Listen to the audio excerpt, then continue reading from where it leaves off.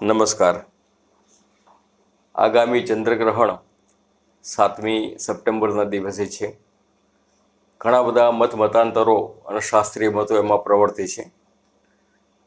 મારો કોઈ જ્યોતિષનો વ્યવસાય નથી, આમ છતાં શાસ્ત્રીય મતના તાર્કિક રીતે આપણે સમજીએ તો આ ગ્રહણને કઈ રીતે લેવું, ગ્રહણ એટલે શું, ગ્રહણમાં વેદકાળ કઈ રીતે નક્કી થાય, એની સંક્ષિપ્ત માહિતી લઈશું તો લોકો સુધી આ વાત સમજાશે કે આ ગ્રહણ એટલે શું, વેદકાળ એટલે શું, સ્પર્શ એટલે શું. તો સૌથી પહેલાં એની શાસ્ત્રીય વ્યાખ્યા આપણે વિચારીએ તો રાહુસ્ચંદ્રયોર્માનમ મિલિતમ શરણહીન કરણાત યદિ અવશિષ્ટમ તદ્ગ્રાસો ભવેત શરે શૂન્યે સતી રાહુશ્ચંદ્રયોર મિલિતમાનદ્વયમ ગ્રાસો ભવેત શરે અધિકે ગ્રાસ સ્યાત. આ સામાન્ય રીતે ચંદ્રગ્રહણ માટેની વ્યાખ્યા થઈ. ગ્રહણ એટલે શું? તો સૂર્ય અને ચંદ્રની વચ્ચે કોઈ પણ ઉપગ્રહ અથવા પૃથ્વી આવતી હોય અને જેના હિસાબે પૃથ્વીનો પડછાયો, ચંદ્રનો પડછાયો પૃથ્વી પર આવતો હોય અથવા સૂર્યનો પડછાયો પૃથ્વી પર આવતો હોય અને જ્યારે દેખાવાનું બંધ થાય ત્યારે એને ગ્રહણ કહેવાય. હવે આ ગ્રહણ બે પ્રકારના હોય. એક તો ખગ્રાસ ગ્રહણ અને ખંડગ્રાસ ગ્રહણ. ખગ્રાસ ગ્રહણ એટલે એટલે આકાશ, આખું જેમાં આખો ગ્રહ ઢંકાઈ જતો હોય, પૂરો ગ્રહ છાયાથી લિપ્ત થઈ જતો હોય. અને ખંડગ્રાસ એટલે કેટલોક અંશ, કેટલોક ભાગ, અડધો સૂર્ય અથવા અડધો ચંદ્ર એમાં છાયાધિગ્રસિત થતો હોય. તો આ પ્રમાણે ગ્રહણ એ આપણી ઓર્બિટની પરિભ્રમણની કક્ષાના આધારે આવું ગ્રહણ થતું હોય છે. હવે એમાં આપણે જોતા હોઈશું કે દરેક ગ્રહોની સાથે વાતાવરણ હોય અને એનું તેજો વલય પણ હોય. જેમ ભગવાનના ફોટાની પાછળ જેમ તેજો વલય હોય એમ અમુક વિસ્તાર સુધી, અમુક કિલોમીટર સુધી એ ગ્રહની છાયા હોતી હોય. જ્યારે છાયા એના પરિધિ ઉપર સ્પર્શ થતી હોય ત્યારે એને ઉપછાયા અથવા પેનુભ્રમા કહેવાય છે. એટલે ગ્રહ ઉપર જે છાયા પડી નથી પણ ગ્રહની બહાર એના વાતાવરણના ભાગ ઉપર એને છાયાનો સ્પર્શ થયો.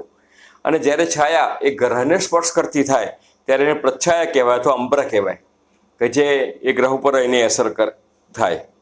આગામી ગ્રહણ ભાદરવા સુદ પૂનમ રવિવાર 7મી સપ્ટેમ્બર 2025ના રોજ લાગે છે.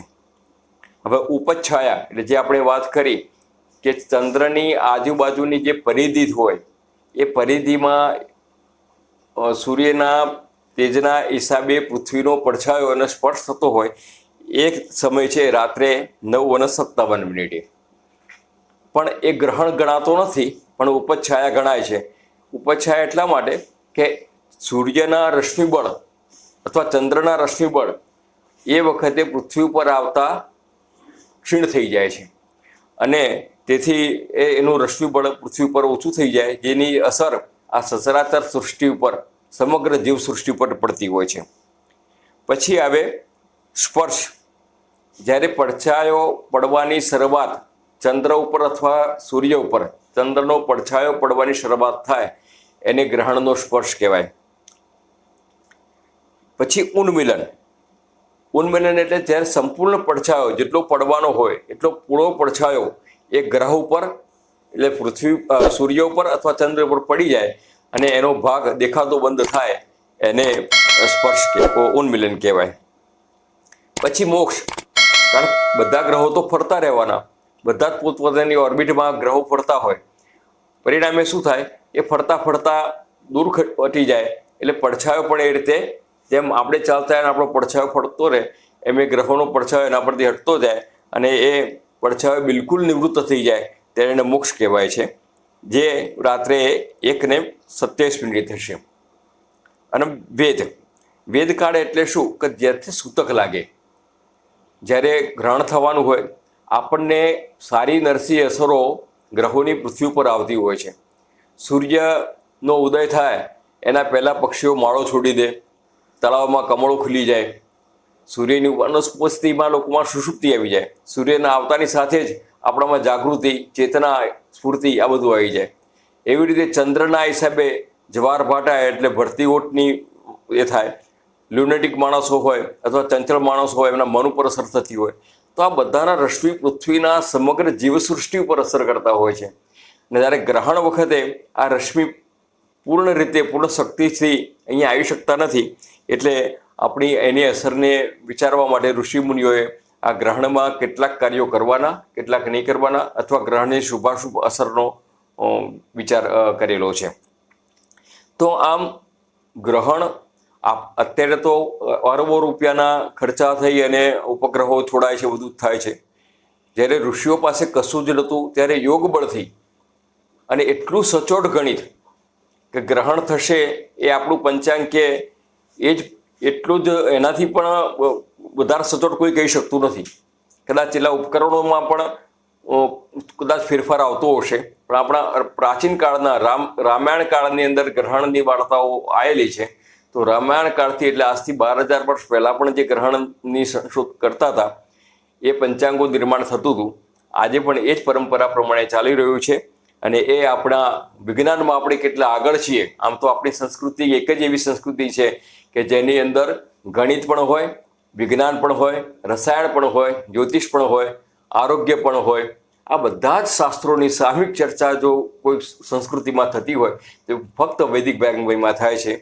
આજે ચર્ચા કરી એ ચર્ચા હું એવો હઠાગ્રહ નથી કે મારી જે માન્યતા છે એ જ સાચી, કારણ કે શાસ્ત્રમાં ઘણા બધા મતાંતરો રહેતા હોય છે. પણ અમે જ્યારે વેદશાળાનું પંચાંગ શ્રી હિંમતભાઈ મહાશંકર જાની, જે ભારતના એક અગ્રગણ્ય જ્યોતિષી હતા, એમના નીજા નીચે અમે પંચાંગ ગણિત વેદશાળાનું કરતા હતા, ત્યારે અમારા પંચાંગના ગણિતની ખાતરી એ વખતે જ્યારે અમારો અભ્યાસકાળ હતો, એટલે લગભગ હું 70ના દયકાની વાત કરું છું, ત્યારે એનો અમે ટેલી કરતા હતા નિર્ણય સાગર પંચાંગથી. એટલે એ વખતે પણ નિર્ણય સાગર પંચાંગ એ ભારતના પ્રતિષ્ઠિત, નામાંકિત અને મૂર્ધન્ય જ્યોતિષીઓએ મને રાખેલું. અને આજે પણ આ જે વાત કરી છે આમાં જે વેદનીને, એ નિર્ણય સાગર પંચાંગના આધારે જ આપણે કરી છે. તો આમાં ફરીથી એકવાર રિપીટ કરી લઈએ કે ઉપછાયા ચાલુ થશે રાત્રે 8:57 વાગે 7મી તારીખે. એનો સ્પર્શ પ્રારંભ થશે 9:57. ઉન્મિલન એટલે ખગ્રાસ એટલે છાયા પૂર્ણ આવશે 12:23. મોક્ષ થશે એટલે છાયા જતી રહેશે 1:27. 8મી તારીખ આવી જશે. અને વેદ થશે એટલે સૂતક લાગશે બપોરે 12:37. રજસ્વલા સ્ત્રીઓ, ગર્ભવતી સ્ત્રીઓ આ ગ્રહણની અંદર બહાર ન નીકળે એ બહુ જ હિતાવહ છે, કારણ કે એની અસર નવજાત શિશુ ઉપર એની વિપરીત અસરો પડશે. એમના રશ્મિબળ ઓછા થાય, એનું ચંદ્રબળ ઓછું થાય.